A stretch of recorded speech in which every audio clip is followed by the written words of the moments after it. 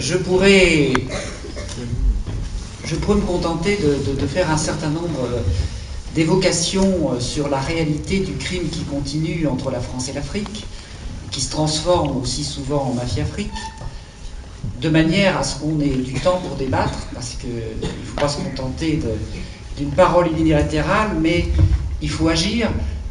Jean-François Correr, qui est le président de Survirone, dit que j'ai fondé Survie, c'est pas vrai. C'est Jean Fabre qui l'a fondé en 1981, justement avec 126 prix Nobel. Et Survie, c'est une aventure collective, et comme le dit très bien Tikenja, ça changera que si nous allons dire aux hommes politiques que nous ne voulons plus de ce qui nous déshonore. Autrement dit, France-Afrique, le crime continue, et nous sommes là pour que ça cesse. Alors pour que ça cesse, il faut qu'on essaie de comprendre ce qui s'est passé. Je ne vais pas tout reprendre depuis le point de départ, puisque justement, cette vidéo rappelle bien l'origine, avec Jacques Faucard, ce système en iceberg. On accorde l'indépendance et on organise le contraire, et on l'organise avec des méthodes inavouables, avec les mercenaires, avec le pillage des richesses africaines, notamment grâce au franc CFA qui est convertible à Genève, un certain nombre d'aides qui arrivent sur l'aéroport, enfin les billets arrivent sur l'aéroport de Yaoundé ou d'Abidjan, et puis les billets repartent aussitôt dans le même avion, dans un autre avion, à Genève, pour être convertis et partagés entre les décideurs africains et ceux qui ont décidé en France d'envoyer ces billets. Donc tout cela, on n'en finirait pas de décrire les mécanismes incroyables de pillage de l'Afrique par tous les bouts, que ce soit financier, le pillage de la dette, je vous en dirai quand même quelques mots, cette dette qui non seulement ils n'ont pas touché, mais qu'on multiplie sans arrêt alors qu'ils ne l'ont jamais touché, le pillage des matières premières, etc., etc. Donc, une histoire d'une criminalité économique galopante qui s'est redoublée peu à peu d'une criminalité politique aux conséquences parfois épouvantables. Et donc, je vous décrirai un peu d'où ça vient, où on en est aujourd'hui, qu'est-ce qui se passe en particulier en Côte d'Ivoire, quels sont les enjeux. Je vous montrerai quand même qu'il y a quelques espoirs dans la mobilisation des citoyens en France et à l'échelle mondiale et en Afrique. Puis après ça, on pourra débattre. Alors, sur ce crime qui continue depuis 40 ans, l'un des principaux moyens qui ont été choisis par Faucard pour mettre en place ce mécanisme de la France-Afrique, c'est de sélectionner un certain nombre de chefs d'État amis de la France. C'est-à-dire des gens dont on est sûr et auxquels on dit enrichissez-vous, et qui vont se constituer des fortunes gigantesques, souvent égales, je disais dans la vidéo, souvent égales à la dette de leur pays, c'est-à-dire des milliards, des dizaines de milliards. Ces amis de la France ont été sélectionnés par la guerre civile, une guerre civile épouvantable au Cameroun qui a fait entre 100 et 400 000 morts, par la fraude électorale massive, par l'assassinat de gens comme Olympio, comme Eyadema, puis plus tard, pardon, pas Eyadema, malheureusement c'est Eyadema qui a assassiné Olympio et qui est toujours au pouvoir, comme Barthélemy Boganda, comme plus tard Thomas Sankara, etc. Donc, on s'est constitué un certain nombre de gens qui, pour la plupart, eux ou leurs successeurs, sont toujours au pouvoir. Et ces gens-là, vous savez, quand j'ai eu le procès des chefs d'État, Maître Vergès, qui a quand même pas mal retourné sa veste, me disait « Mais monsieur, vous êtes raciste, vous attaquez les chefs d'État africains. » Alors un certain nombre des chefs d'État africains sont venus dire quand même on ne s'estime pas tellement représenté par ces gens-là, mais il faut ajouter que la plupart de ces chefs d'État, qui sont des sortes de gouverneurs à la peau noire, sont en fait des citoyens français, bien souvent. Ce sont même souvent aussi des agents des services français, comme Bongo qui l'a avoué, comme Sassou Nguesso, pour lequel ça ne fait aucun doute, etc. Donc, ce sont D'ailleurs, quand ils ont un problème de santé, ils viennent se faire soigner en France. Leur système de santé est tellement dégradé. Il faut bien sûr éduquer leurs enfants en France, puisqu'il n'y a plus d'éducation chez eux, etc., etc.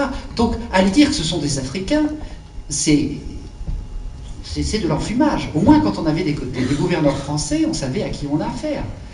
Mais là, on a des gens qui ont été mis en place et qui ont réussi à s'entourer d'un certain nombre de gens qui préfèrent la richesse, une certaine,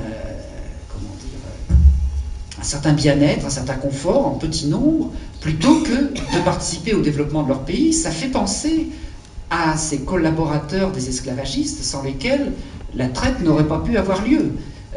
C'est à peu près du même ordre. Donc, il y a un système qui s'est mis en place. On a choisi des chefs d'État amis. Donc, Bongo, par exemple, était un agent des services français. On a mis en place des systèmes policiers qui ont éliminé pendant très longtemps toute opposition possible.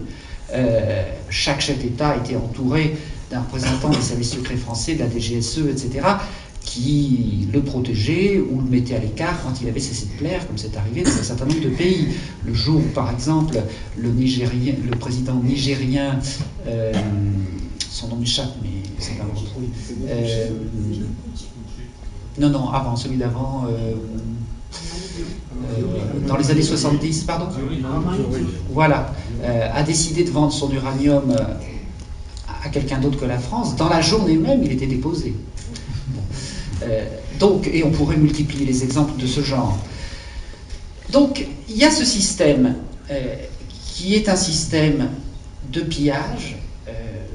Le cacao en Côte d'Ivoire, ce qui reste aux paysans d'un côté, ce qui est réparti entre quelques riches côtataires, comme on dit, ivoiriens, et puis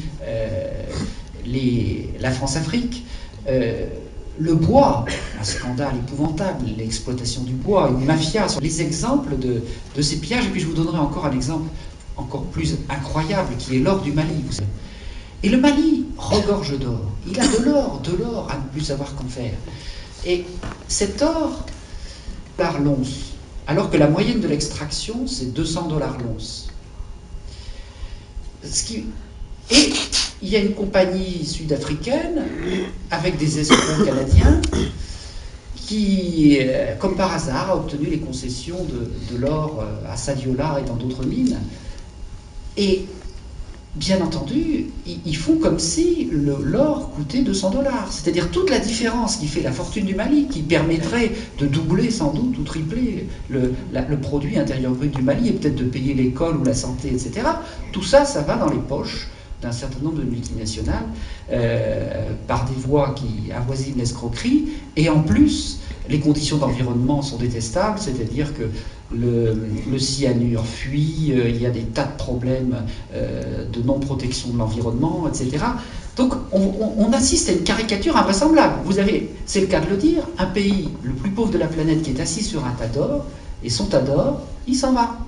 Le journaliste Norbert Zongo a été assassiné notamment parce qu'il avait révélé que le président Compaoré avait réussi à voler tout l'or du Burkina, tout simplement en faisant deux sociétés qui ont le même nom, une société plus ou moins d'État et puis une autre du même nom qui en fait récupérait tout l'argent de l'or du Burkina. Donc on est dans des mécanismes de pillage incroyables. Je ne vais pas vous raconter non plus, parce que je l'ai fait plusieurs fois assez longuement, notamment dans Noir Silence, dans 2 chapitres, et dans Noir Chirac, tout ce qui s'est passé au Congo-Brazzaville. Mais on a là une dictature d'un monsieur que j'appelle Monsieur 17%, Denis Sassou Nguesso. Ce monsieur, Loïc Le Floch-Prigent, l'ancien PDG d'Elf, disait « Ah oui, le Congo-Brazzaville a été un temps marxiste, toujours sous contrôle d'Elf. » C'est assez spécial. Ce marxiste sous contrôle d'Elf est en fait M. Denis Sassou Nguesso. Et donc, au début des années 90, le mouvement démocratique, parce qu'il y a une forte poussée démocratique, a fait une conférence nationale souveraine, a renversé M. Sassou Nguesso pour toutes sortes de raisons, parce qu'il avait torturé, commis des massacres, pillé le pays, creusé une dette considérable, et puis aussi parce que ce monsieur était très pratique, il ne demandait pour son pays que 17% des revenus du pétrole. et encore du pétrole déclaré, parce qu'on sait depuis, de l'aveu même de Lefloc-Prigent, qu'une grande partie du pétrole n'est jamais déclarée, puisqu'il n'y a personne pour compter. Donc il y en a une partie qui était vendue sur le marché noir. Eh bien, ce monsieur, 17%, a été écarté par la conférence nationale souveraine. On a trouvé dans le coffre-fort d'Elf la preuve qu'un coup d'État avait été organisé par le réseau Pasqua, Elf et Focard. Ce coup d'État a échoué, il y a eu des élections, Sassou Nguesso s'est présenté, il a eu 17%. Donc c'est monsieur 17% dans tous les sens du terme. Eh bien, il y a eu d'innombrables témoignages comme quoi la France n'a cessé ensuite de le réarmer, d'aider ses milices, d'envoyer des mercenaires, de ramener des forces de différents côtés, l'ancienne garde présidentielle de Mobutu, des résidus de ceux qui avaient commis le génocide au Rwanda, des Tchadiens amenés par avion par la France, et puis finalement l'armée angolaise. Tout ça a permis, en 1997, dans une guerre civile, de renverser le gouvernement qui avait été élu démocratiquement. Et puis ensuite, une deuxième guerre civile, toujours avec des mercenaires français, avec tous ces gens qui avaient été ramenés par la France, quasiment pilotés en direct de l'Élysée. Cette deuxième guerre civile a fait au moins 100 000 morts, plusieurs dizaines de milliers de viols systématiques, et aujourd'hui vous avez entendu qu'il y avait un procès en France pour crime contre l'humanité à propos de 353 jeunes qui ont été massacrés quand ils sont revenus de l'autre côté du fleuve jusqu'au Congo-Brazzaville. Donc une série de crimes contre l'humanité terribles. Mais voilà, M. 17% est au pouvoir et les affaires peuvent continuer. M. 17% est un très grand ami de Chirac, qu'il a reçu récemment à l'Élysée.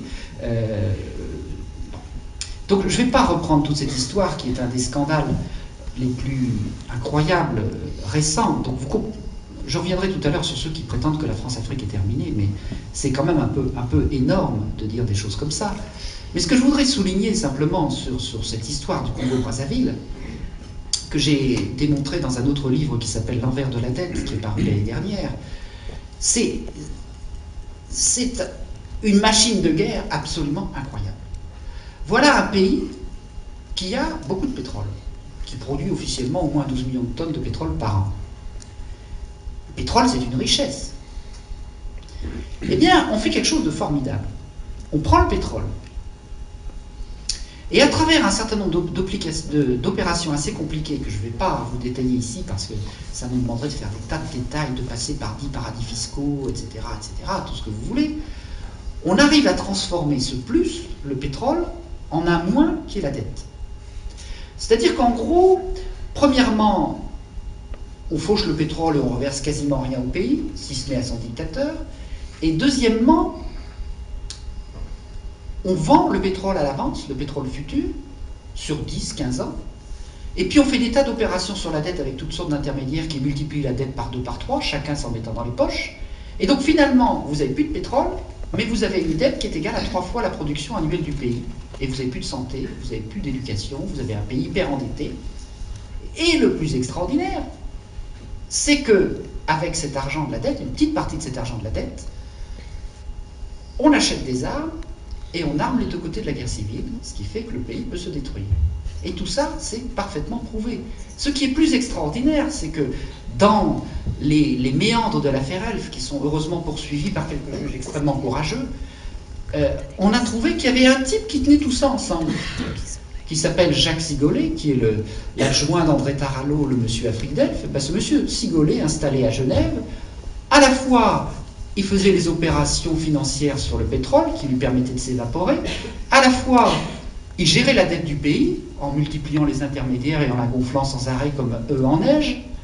Et à la fois, il donnait des ordres aux marchands d'armes pour faire en sorte que tel camp ou tel camp, parce que c'était tantôt pour un camp ou tantôt pour l'autre, puisse être armé et contribuer à mettre le pays à feu et à sang. C'est des choses qu'on a du mal à comprendre. On a eu nous-mêmes beaucoup de mal à comprendre qu'un tel degré de cynisme était possible. On a eu beaucoup de mal à imaginer et à accepter que dans la guerre civile de l'Angola, on vous dit qu'aujourd'hui l'Angola connaît une terrible catastrophe humanitaire. Il faut savoir que l'Angola, indépendant en 1975, a connu 25 ans et quelques de guerre civile, et que durant ces 25 ans, presque sans discontinuer, au moins durant 20 ans, la France et Elf ont armé les deux côtés de la guerre civile. C'est-à-dire qu'il y a à un moment, d'ailleurs, c'était partagé les rôles. André Tarallo, dont j'ai parlé tout à l'heure, le Monsieur Afrique, finançait le gouvernement angolais, et de l'autre côté, Alfred Sirvin finançait la guérilla de l'UNITA. Alors évidemment, ce pays qui s'entre-détruit, ça permettait de faire à peu près tout ce qu'on voulait, et entre autres, de lui acheter le pétrole pas très cher.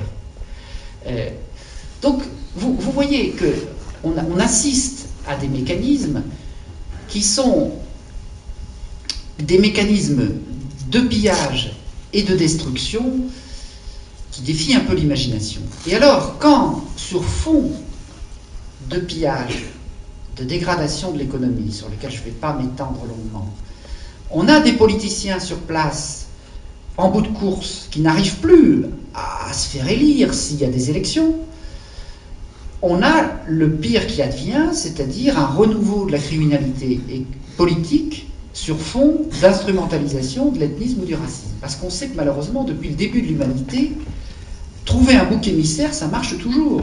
Si vous dites à quelqu'un « je suis mauvais, mais si c'est pas moi qui est au pouvoir, ce sera ceux que vous détestez qui vont arriver, ils vont dire « vive le mauvais ». Ça marche toujours, malheureusement.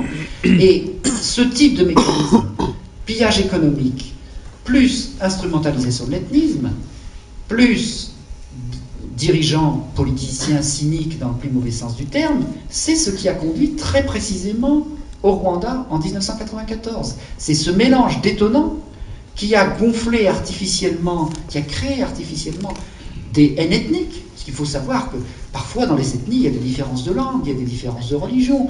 Au Rwanda, c'est la même langue, c'est la même histoire, c'est la même religion, etc. etc.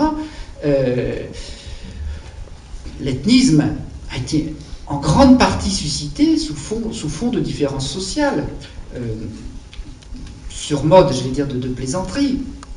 Je pourrais dire, bien que l'affaire ne prête pas tellement à plaisanter, il y a un siècle, enfin en 1860, quand les gens du recrutement de l'armée mesuraient les conscrits, on avait une taille moyenne qui, je me souviens bien, est de l'ordre de 15 à 20 cm en dessous de la taille moyenne actuelle. Alors si on applique les critères du Rwanda, on pourrait dire que nous ne sommes pas les descendants de la génération précédente. Ça ne peut pas être nos parents puisqu'on a 15 ou 20 cm de plus. Simplement, il y a eu une différence d'alimentation entre les deux. Or, ce qui se passait au Rwanda, c'est qu'il y avait certains qui étaient des pasteurs, qui vivaient du lait, des produits de la vache, etc., et d'autres qui étaient agriculteurs, qui n'avaient pas la même alimentation. On peut comprendre, par exemple, qu'il y ait des différences de taille. Mais tout ça, ça a été transformé en idéologie par des politiciens machiavéliques, et ça a abouti au génocide le plus rapide de l'histoire, probablement, puisqu'il y a eu 1 million de personnes qui ont été massacrées dans des conditions atroces en 3 mois. Eh bien, ce genre de crime, pendant tout ce genre de crime, la France, pendant tout ce temps, a continué de soutenir à fond à l'ONU diplomatiquement, de reconnaître le gouvernement qui le commettait, de le soutenir militairement, y compris en formant certaines de ses milices, par le capitaine Baril entre autres, et de le soutenir financièrement. Les plus grandes banques françaises ont continué de verser de l'argent à ce gouvernement génocidaire jusqu'aux environs du 15 juillet, alors que le génocide était fini, qu'il a commencé le 7 avril. Donc pendant plus de 3 mois, et tout le monde était au courant de ce qui se passait. Eh bien, nos banques, vos banques, la BNP par exemple, il me semble bien, enfin, je pourrais retrouver les noms, mais les principales banques françaises, elles ont été complices, il faut le dire, du génocide. Donc, vous avez ce type de criminalité persistante. Je vous ai parlé de l'Angola. Il y a tout un tas de gens, vous savez, depuis qu'il y a eu ce procès des chefs d'État, le terme France-Afrique s'est imposé dans les journaux, y compris ceux qui depuis toujours disaient « mais Survie raconte n'importe quoi ». Mais là, on n'a pas pu ne pas s'incliner devant l'évidence. Donc maintenant, vous voyez un peu partout le terme France-Afrique. Mais aussitôt, le jour même, ou presque, où certains journaux ou certains journalistes employaient le terme France-Afrique, ils déployaient aussitôt le discours qui consistait à dire la France-Afrique, oui, Mais c'est terminé depuis 1994, le Rwanda, la dévaluation du CFA, ou depuis 1997, l'arrivée de la gauche au pouvoir, etc., etc.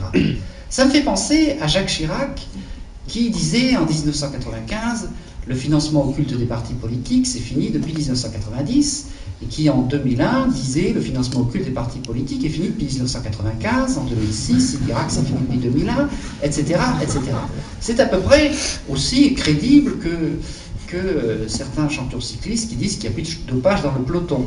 Bon, mais quelque part, c'est moins grave quand même, quelque part, je dirais, le négationnisme est toujours intrinsèque au crime organisé. La négation va de pair.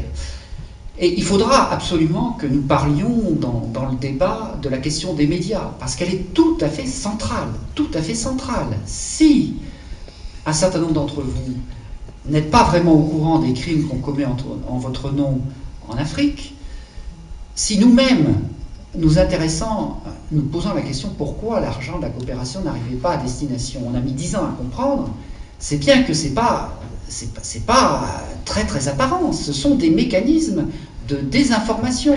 Nous sommes dans un régime de monarchie républicaine où tout ce qui concerne les affaires étrangères, et en particulier l'Afrique, est du domaine réservé de l'Élysée, et dans ce domaine quasi militaire, qu'est-ce qu'on fait? Comme dans toutes les guerres, on fait de la désinformation.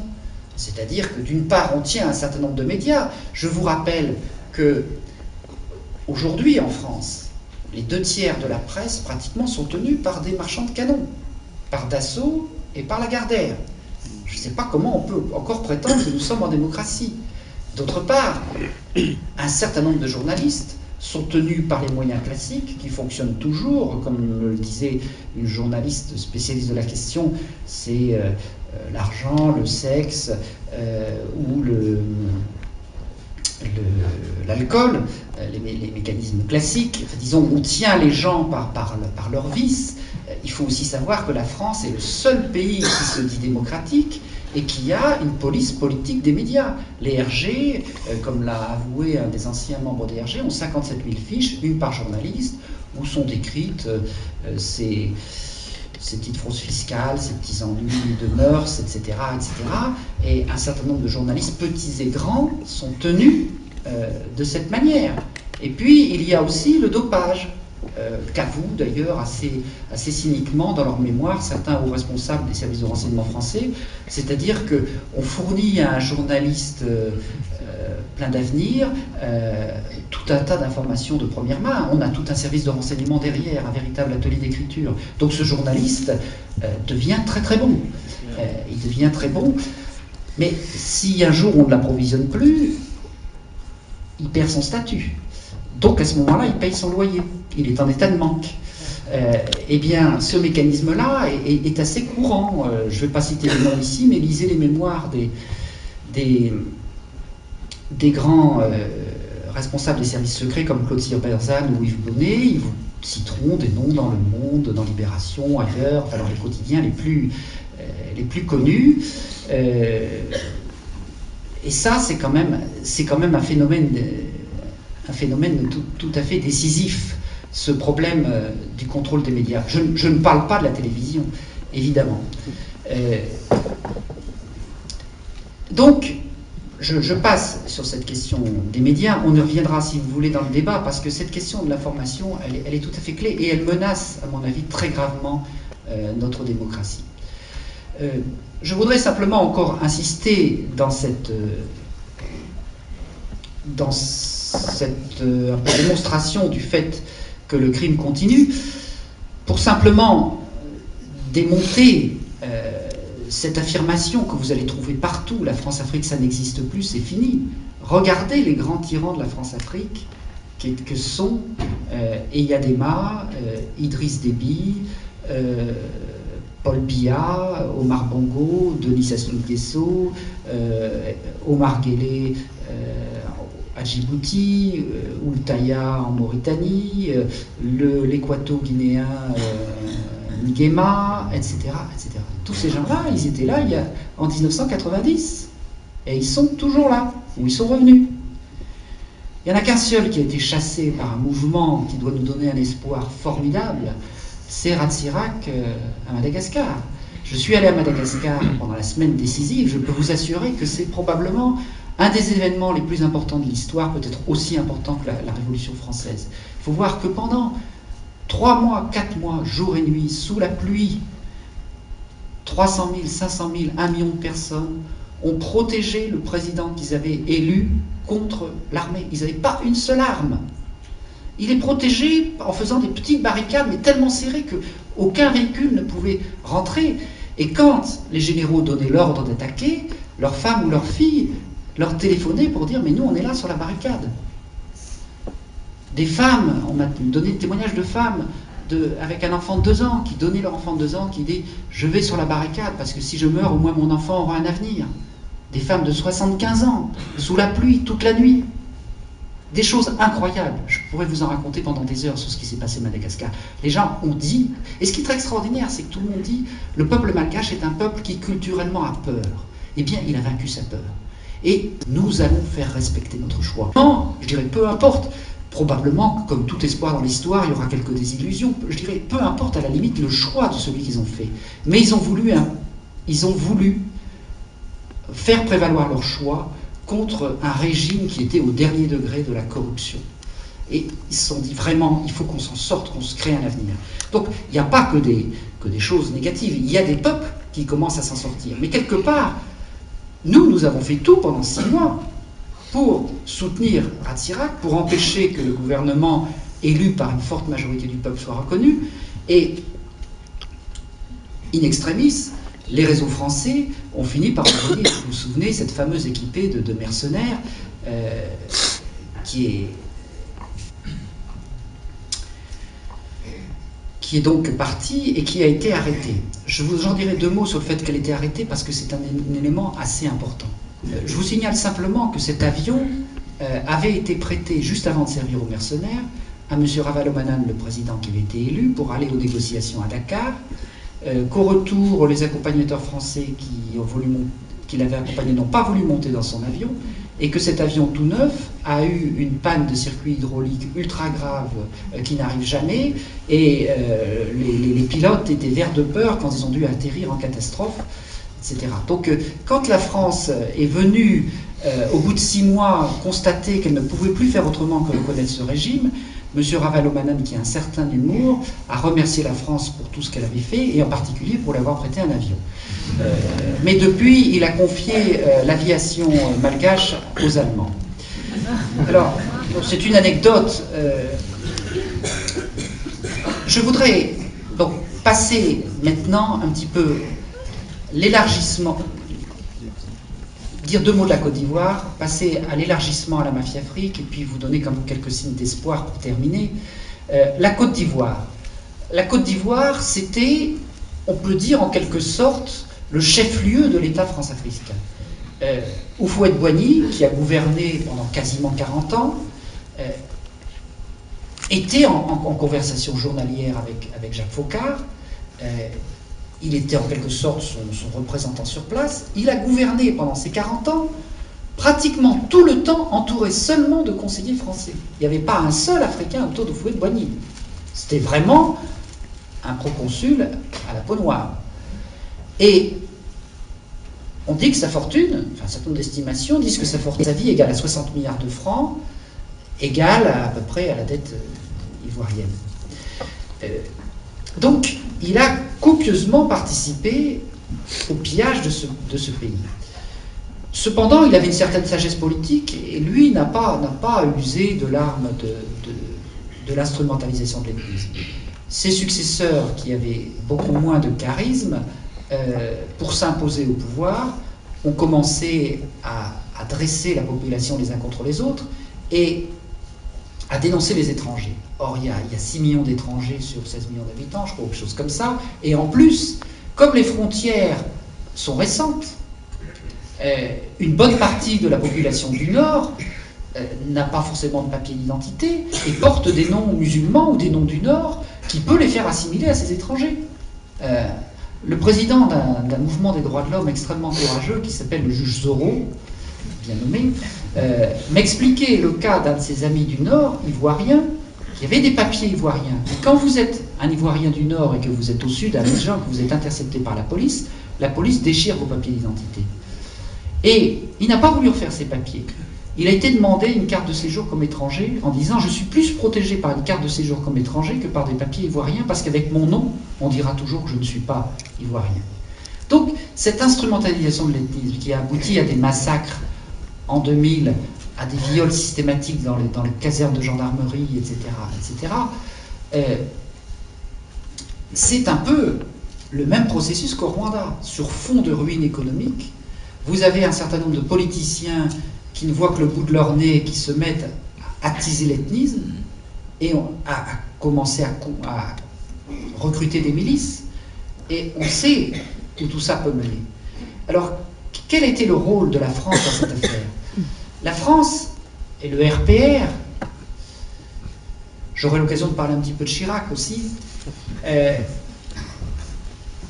la France était l'ami de Houphouët-Boigny et de son successeur Bédier. À partir du moment où Bédier a été renversé par un coup d'État en 1999 par le général Gueye, et que Laurent Gbagbo a doublé le général Gueye dans la présidentielle de l'an 2000, la France s'est mise derrière les 4 leaders ivoiriens, Bédier, Gueye, Gbagbo et le leader du Nord, Ouattara. Chaque leader avait derrière lui un bout de réseau France-africain. C'était une sorte de réseau de jeu de 4 coins assez classique, ce qui fait que la France était sûre de gagner.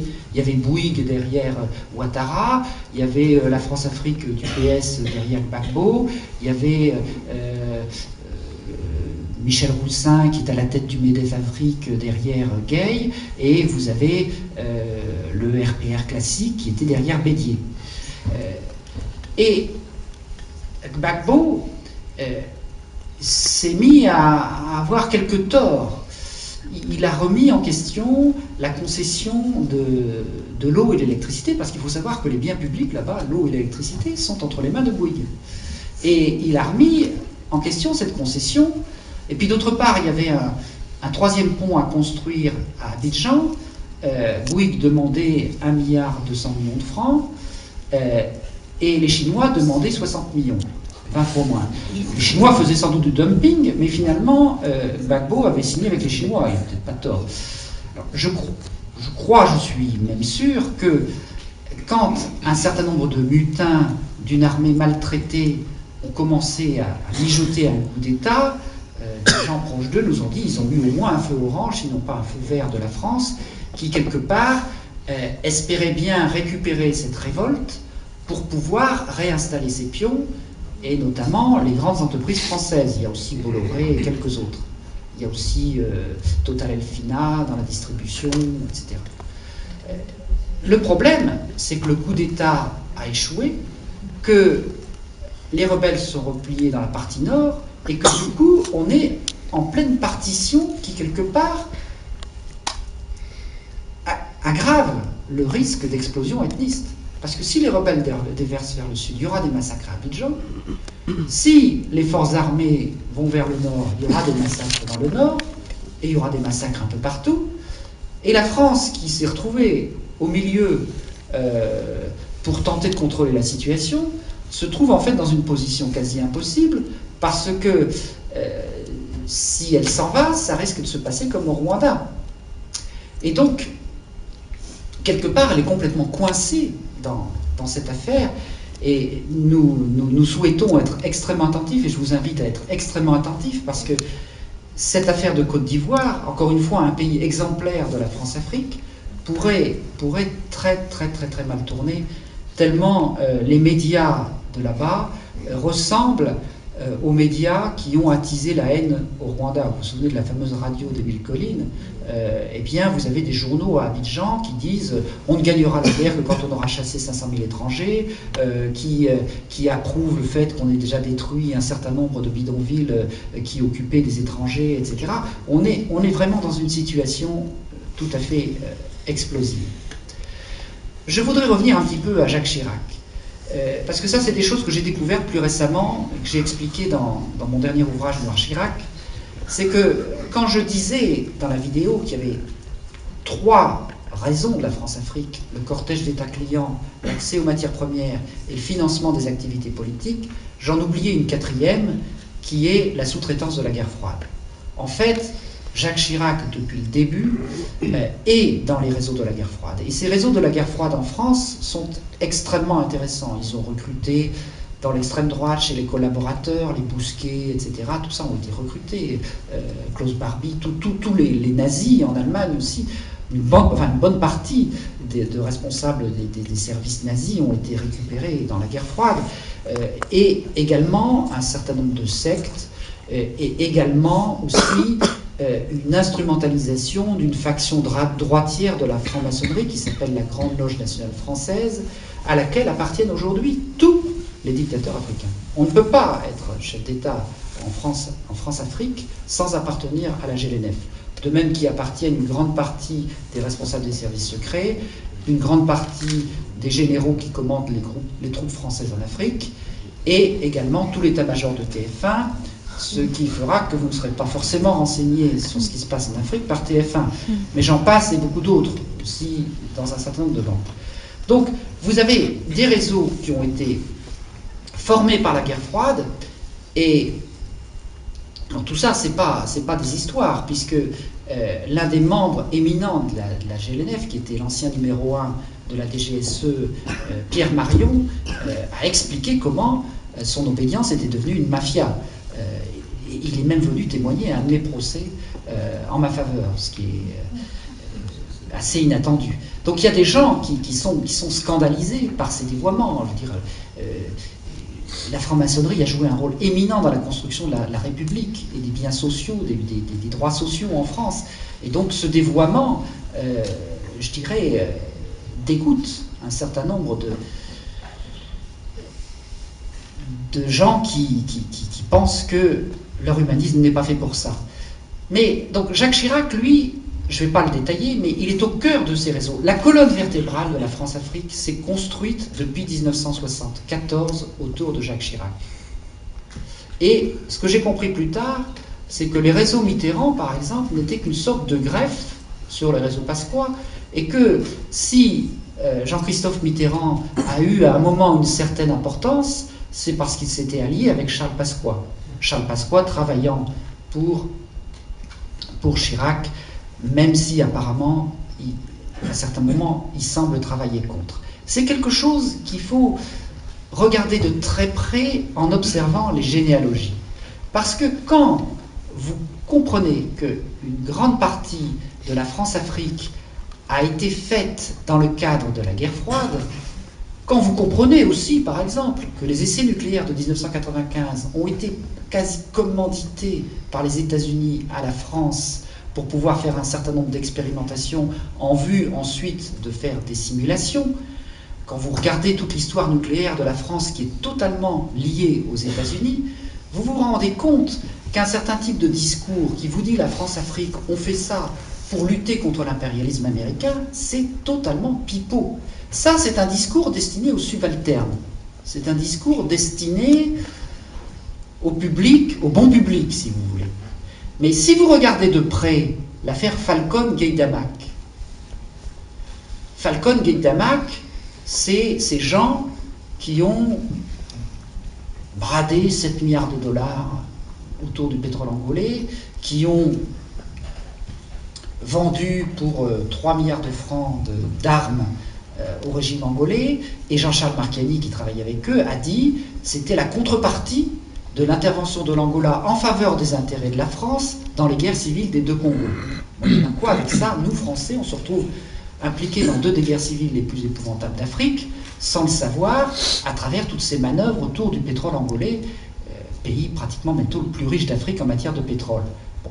Eh bien, ce que révèle un rapport de Global Witness, une ONG britannique tout à fait performante, un rapport qui s'appelle Tous les hommes du président et que nous allons bientôt éditer en français, il révèle que Falcon est en fait travaillé aussi pour les grandes compagnies pétrolières américaines. D'ailleurs, Falcon vivait dans un ranch aux États-Unis. Lui, le pasquoyen anti-américain, avait créé sa société Falcon Oil, qui vendait en fait des armes aux États-Unis, et il a été le plus gros contributeur de la campagne de Bush avec un autre monsieur devenu célèbre, le PDG d'Enron. Donc, vous voyez que, quelque part, quand on vous dit que ces gens-là, les Pasquoiens, sont anti-américains, c'est du pipeau. Dans la France-Afrique, pour lequel Charles Pasqua m'a fait un procès, j'ai expliqué que Charles Pasqua était à l'origine de la French Connection, le trafic de drogue. Il ne m'a pas attaqué là-dessus. Il ne m'a pas attaqué là-dessus. Et la French Connection était représentée par un adjoint de Pasqua chez Pernod Ricard, qui s'appelait Venturi, si je m'abuse, Jean Venturi, qui était établi au Canada. Eh bien, on a des preuves que les services américains savaient depuis 1961 que M. Venturi représentait la French Connection. Et M. Venturi restait tranquille à gérer son soi-disant pastis jusqu'en 1967. Tout simplement parce que dans ces affaires de guerre froide, Pasqua et même Focard travaillaient avec l'OTAN. Donc, redécouvrir les filières des réseaux de la guerre froide est extrêmement important pour comprendre les véritables enjeux d'aujourd'hui, et y compris la nouvelle guerre froide qu'on est en train de nous promettre, à laquelle se sont ralliés avec une précipitation incroyable tous les chefs d'État tortionnaires d'Afrique, qui ont dit « nous sommes pour l'axe du bien ». Ils ont tous dit, fait des discours emballés, parce qu'ils savent très bien qu'une guerre froide, c'est le meilleur moment pour protéger de nouvelles dictatures, pourvu qu'elles soient alignées. Donc, tout cela, c'est important de le comprendre.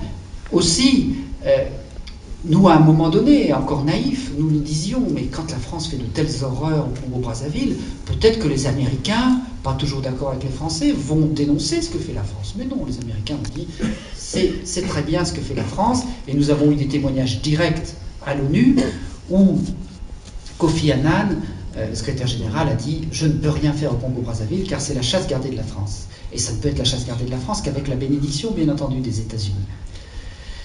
Donc, je m'arrête sur cette espèce de description. C'est un petit peu un panorama un peu décousu, mais pour vous donner une idée du fait qu'effectivement, le crime continue. Le crime continue, je dirais, par quelque chose qui nous semble, dans nos travaux, tout à fait décisif. Il continue essentiellement grâce au rôle des banques, qui finance le pillage des matières premières et la dette, qui spécule d'une manière absolument incroyable sur l'Afrique. Je pourrais citer le Crédit Agricole, la BNP Paribas et bien d'autres, presque toutes les grandes banques françaises, la Société Générale, etc. Et tout cela passe par les paradis fiscaux. Je vais peut-être être un peu grandiloquent, mais il y a eu le Capital au XIXe siècle, et à la fin du XXe siècle, il y a eu révélation de Denis Robert et Ernest Bacchès. Vous ne pouvez pas comprendre aujourd'hui comment fonctionne la réalité du pillage et de la montée de l'escroquerie qui s'est révélée par exemple par Enron, mais aussi par bien d'autres grandes multinationales, y compris les affaires Vivendi ou autres, si on ne lit pas Révélation. Comment l'ensemble des transactions financières internationales passe par une chambre de compensation qui est située au Luxembourg, et cette chambre de compensation, il y en a une bonne partie où il y a un circuit parallèle qui gère l'argent noir de la planète. Et la moitié des comptes de cette chambre de compensation, qui gère des centaines de milliers de milliards d'euros ou de dollars, sont des comptes qui sont situés dans les paradis secrets. Pardon, dans les paradis fiscaux, excusez-moi. Donc, quelque part, quand nous remontons, chaque fois que nous remontons les mécanismes du pillage de l'Afrique, nous tombons sur ces paradis fiscaux, nous tombons sur ces circuits internationaux, nous tombons sur les mêmes personnes. Donc ça, il faut vraiment qu'on approfondisse cette question.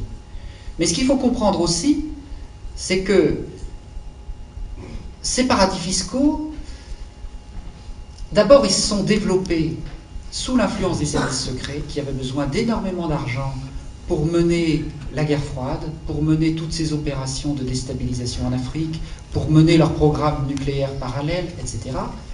Et il faut savoir aussi que ces paradis fiscaux, comme leur nom l'indique, c'est fait d'abord pour quoi? C'est fait pour contourner le fisc. Et si un Jean-Christophe Mitterrand est capable de planquer 13 millions de francs en Suisse, bien qu'il plaide en permanence son innocence, dans tous les sens du terme, il y aura bientôt plus que les pauvres et les imbéciles pour payer leurs impôts. C'est-à-dire que 2 siècles de construction des biens publics, d'accès à la santé, à l'éducation, d'un petit bout de droit au logement, etc., vont disparaître en même temps que les richesses de l'Afrique. Et par conséquent, on voit bien à travers cela que tous les mouvements qui aujourd'hui tentent de reconquérir les biens publics, je pense à ATTAC qui désigne les paradis fiscaux, la taxe Tobin, son principal intérêt, c'est pas seulement le 1 pour 1000, c'est que si on doit déclarer les transactions financières, c'est la fin des paradis fiscaux, c'est l'évidence. Et donc quelque part, cette taxe Tobin, si on vous dit qu'elle est impossible, c'est tout simplement qu'elle change les règles du jeu. Et que quelque part, elle réintroduit la possibilité d'un bien public, d'un financement du bien public à travers la planète.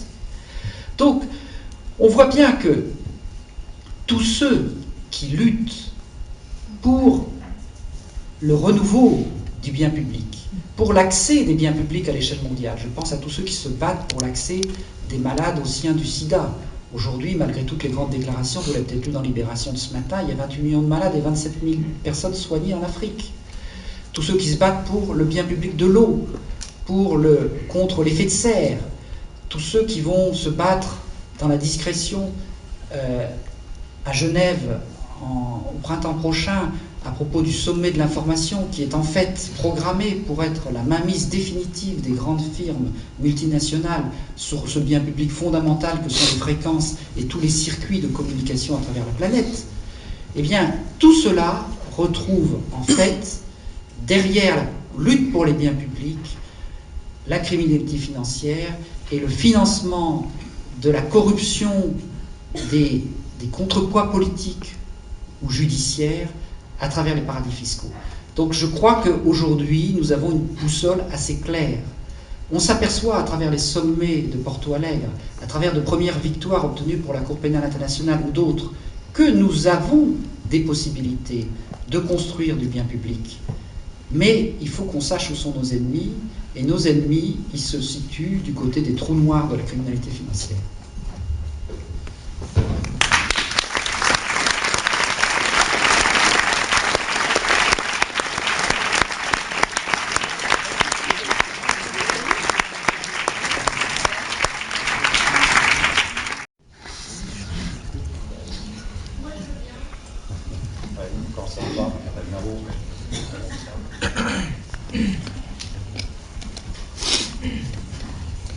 Bonsoir. En fait, je pense que tout ce que vous avez décrit, même si franchement j'ai pas tout compris, on arrive à le percevoir, en tout cas les gens qui sont ici, c'est certain. Je crois que, en tout cas, moi, ce qui m'intéresse, c'est de savoir qu'est-ce que moi, à mon échelle, je peux faire aujourd'hui, demander des comptes à ma banque pour une fois, avoir vraiment enfin voilà, qu'est-ce qu'on peut faire en tant que citoyen pour que les choses changent. Alors c'est complètement idéaliste, mais bon. Si je voulais prêcher pour notre boutique, je dirais à Survie. Il y a de bonnes lectures à Survie. Nous publions chaque mois une lettre mensuelle qui s'appelle Billets d'Afrique et qui est un petit peu le journal des turpitudes de la France-Afrique. Mais votre idée de la banque est excellente. On avait fait une campagne l'an dernier en demandant à nos militants d'aller remettre à leur banque le livre L'envers de la dette qui démontre comment elles sont impliquées dans des crimes contre l'humanité, comment elles ont financé des régimes odieux et comment elles contribuent à faire mousser la dette, une dette qui n'existe pas, si vous voulez. D'ailleurs, souvent, de plus en plus de gens qui se battent contre la dette, ils ne réclament pas l'annulation de la dette, ils réclament la nullité de la dette, parce que c'est une dette qui n'existe pas, dont les objets... En droit, vous avez un certain nombre de principes de droit. Quand un contrat a été obtenu par tromperie, quand il n'a pas d'objet, il est nul. Par conséquent, cette dette n'existe pas. Et je dirais même encore un précédent plus intéressant. Je crois que c'est en 1897 ou 1898, les États-Unis ont réussi devant la Cour de La Haye, le tribunal international de La Haye, à faire annuler la dette de Cuba envers l'Espagne en disant que cette dette avait été contractée par un dictateur qui était à la solde de l'Espagne. Si aujourd'hui, fort d'un précédent créé par les États-Unis, on décrète qu'est nulle la dette contractée par tous les dictateurs, déjà ça va faire un gros paquet de dettes en moins. Donc il y a des précédents juridiques, il y a moyen d'attaquer la dette. Donc, or, là derrière, les banques évidemment sont au cœur, parce que elles n'ont pas que prêté, passant par des intermédiaires, repassant par des intermédiaires. Quand vous regardez les circuits, ça vous donne le tournis. C'est-à-dire, c'est vraiment incroyable. Chaque fois 1%, 1%, 1%, 1%, puis finalement, à force de rajouter 1% chaque fois que vous faites de 3 fois le tour des paradis fiscaux de la planète, ça finit par faire des sommes absolument incroyables. Eh bien, là, nous devons demander des comptes aux banques. Un banquier d'importance, qui est un peu atypique, qui est membre du comité scientifique d'attaque, nous expliquait qu'il travaillait dans une des plus grandes banques françaises et qu'il avait expliqué que les spéculations incroyables sur le pétrole du Congo, non seulement pillaient le Congo, le détruisaient, mais étaient même extrêmement dangereuses pour la Société Générale parce que c'est ce qu'on appelle en termes un peu compliqués économiques, des positions non dénouées. C'est-à-dire qu'on ne sait pas jusqu'où va aller cette opération au terme du bilan. C'est-à-dire on fait une photographie du bilan, mais il y a une incertitude considérable sur ce qui va se passer par la suite. Et il disait, si vous faites ça avec ces positions non dénouées, un jour, la banque en question peut se retrouver en faillite. Bon. Eh bien, la consigne qui a été donnée juste après par le PDG de la banque, c'est de dire, imitez tous ce qu'on fait au Congo, parce que c'est extrêmement rentable à court terme. Donc vous voyez que non seulement ces banques concourent à ruiner, au pillage d'un certain nombre de pays d'Afrique et du tiers-monde, parce qu'elles y font de très gros bénéfices à court terme, mais qu'en même temps, elles prennent des risques considérables pour leurs épargnants.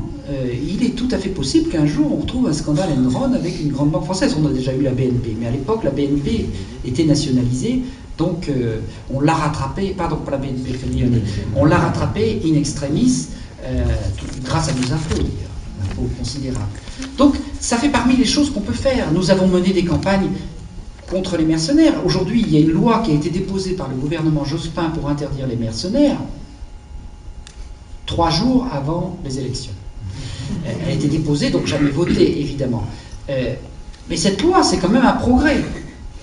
Or, si on faisait un référendum en France en disant question sur les mercenaires, est-ce que vous trouveriez légitime que des mercenaires tchadiens ou rwandais, ou je ne sais pas quoi, aient le droit de venir opérer en France? Je pense que le résultat du référendum serait assez simple. Alors pourquoi nous, dans notre législation, admettons-nous, pour le moment, que des mercenaires français, qui sont tous pratiquement issus des milieux d'extrême droite, pratiquement tous, le vivier des mercenaires français principal, c'est la garde présidentielle de Le Pen, le département protection-sécurité. Et là-dessus, on pourrait raconter de longues histoires incroyables, mais on n'a pas le temps aujourd'hui. Donc, nous envoyons, nous, non pas des mercenaires bien gentils, mais des gens d'extrême droite qui portent en eux une idéologie raciste dans les conflits ethniques en Afrique. Donc ça, c'est assez facile à faire comprendre que c'est quand même pas très conforme à notre surnom de patrie des droits de l'homme. Et là-dessus, on peut se battre, c'est ce que nous allons commencer à faire, pour que le gouvernement actuel dise s'il est pour ou contre les mercenaires et s'il est prêt à voter cette loi qui les interdit. Il va essayer de dire oui, on est bon, mais là il est un petit peu coincé. Bon. Il y a comme ça un certain nombre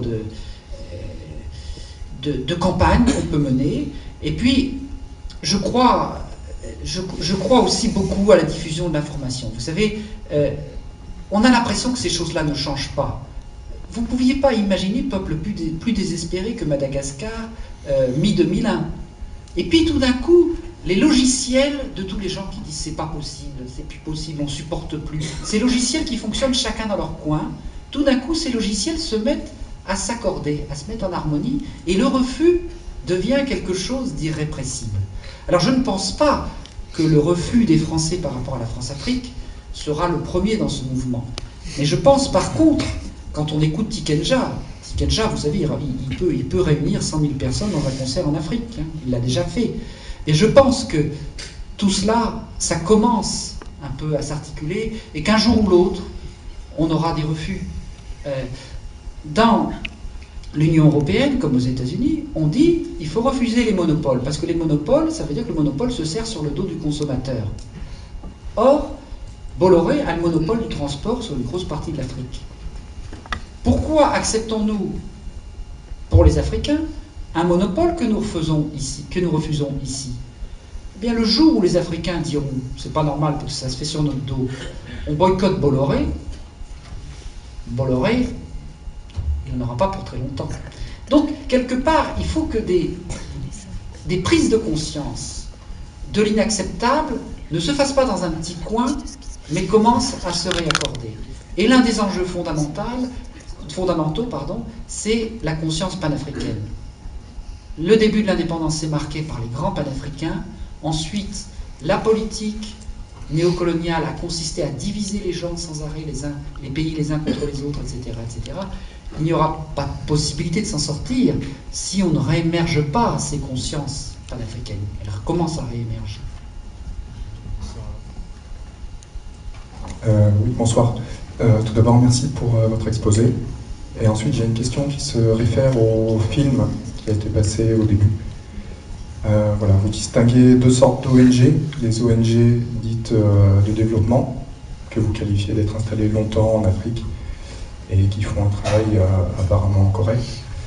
Et ensuite, vous parlez des ONG d'urgence, mais c'est pas très bien développé dans le film. Et justement, j'aimerais avoir votre opinion sur les ONG d'urgence qui interviennent en Afrique, leur action, leur légitimité, enfin votre avis.